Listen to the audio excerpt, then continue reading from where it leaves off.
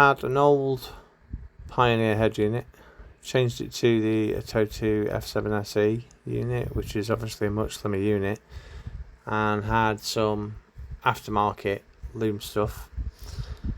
You can buy these quite easily off of several sites, and because I'd already had the Pioneer in my MX5, I didn't have to adjust any of the wiring at all.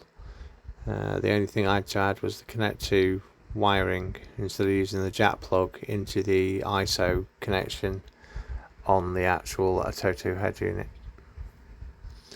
So taking the head unit off, it's quite easy, 2 screws. If you've never took your head unit off before, you would need to remove the bolt that secures the head unit. It's quite fiddly. There's plenty of YouTube videos about that, so have a look at that online. But you just unscrew the left and right,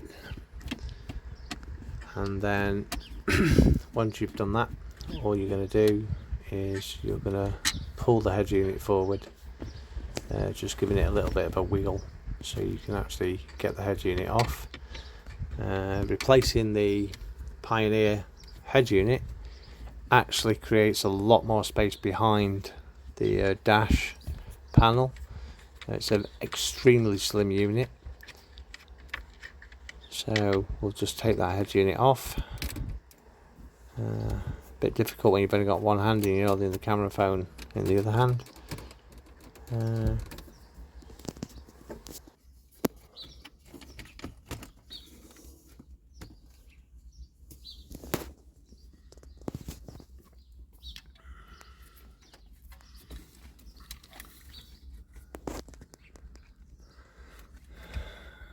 Got the connect to adapter that does the steering, and I've just heat shrunk that, and that uses the connect to key 1, key 2 and ground, and that goes from the aftermarket wiring loom from the main Mazda loom into this aftermarket, and the aftermarket changes it into 2 ISO connectors, and then your ISO connector from the head unit goes into the loom. So we'll take some better pictures in a minute. So slightly better pictures. So out of the back of the head unit, goes into the ISO loom, and then from the loom to the aftermarket for the Mazda main loom.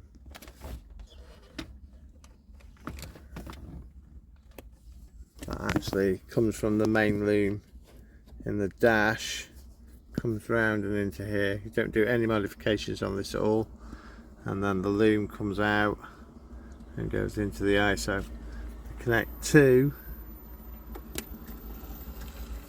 is also loomed into this as well. Now I had this previously on my old car, and I had a Pioneer stereo, so this was already wired in. What I'd have to do is just check that the wiring is the same, and then we can go from there. So I'm going to pop out the doodah, so the cigarette lighter comes out. I'm going to take this off, and then I'm going to put this USB mount in the console and feed this USB into the back of the head unit.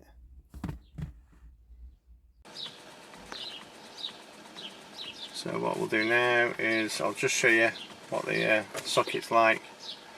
So I've taken the cigarette lighter out and put a USB socket in, which is wired in directly to the head unit.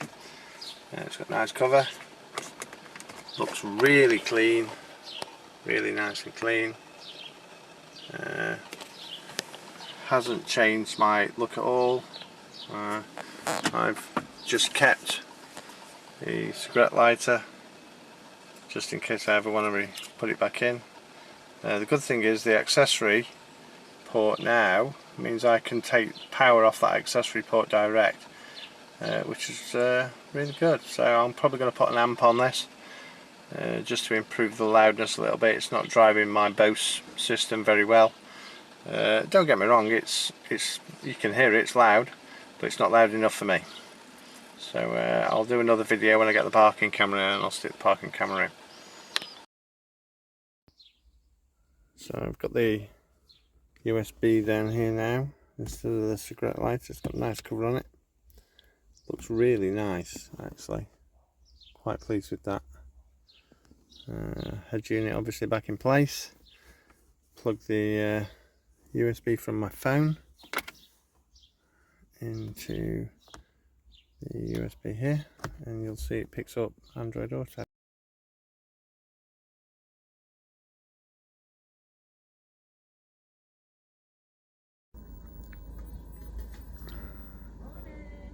This is Android Auto, Maps, Spotify,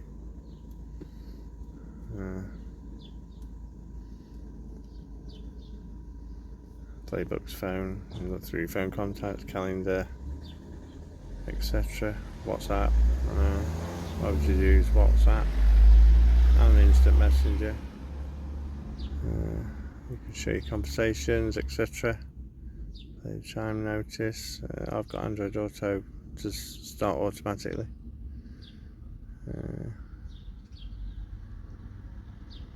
You can change your settings. I quite like ether. Really nice, relaxing.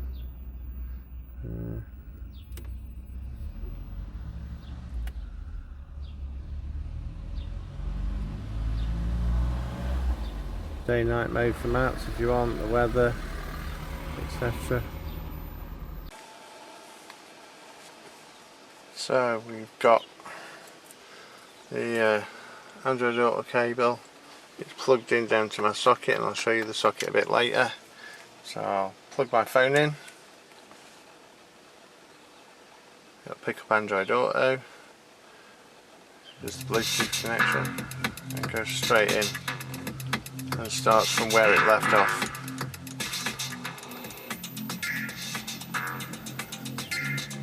So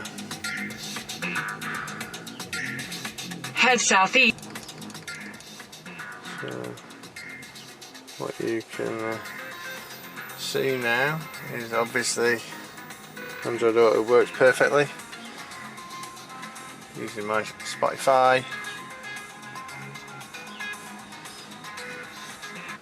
picks it up straight off the phone. Yeah. Turn the volume down. Steering controls work, obviously.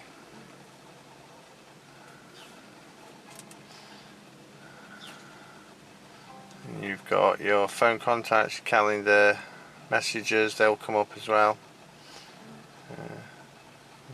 Obviously when I get a message it'll come in.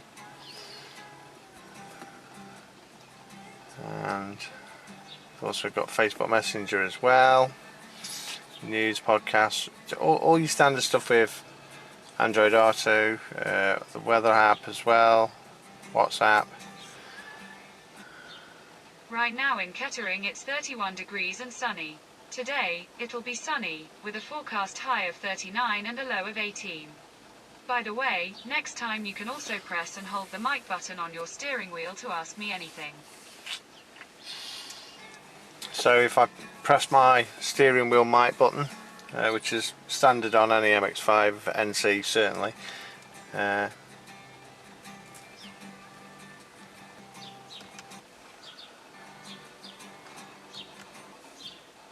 navigate to Luton. Navigating to Luton.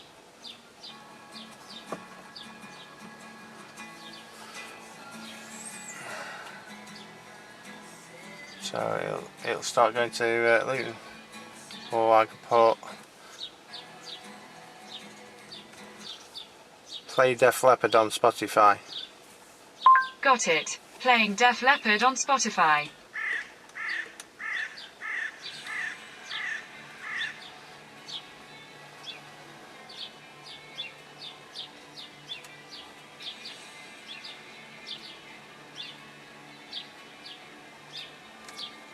change the mode, so we can cycle through the modes with the steering wheel button. Keep it on Android Auto. Go back. If you don't want to be in Android Auto, you can just press the menu button. It goes back to the normal. We can listen to the radio. And I've got a number of presets already.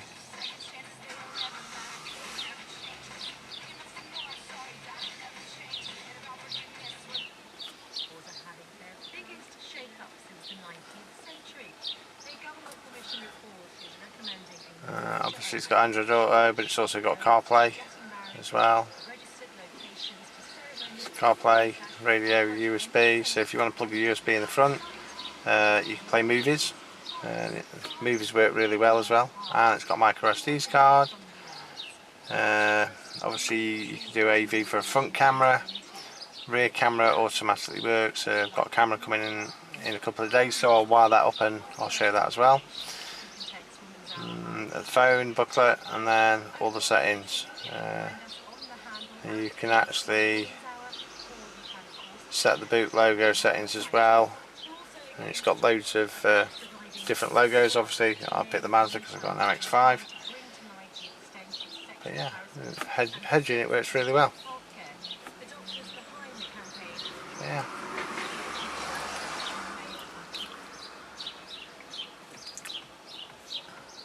Go back into maps.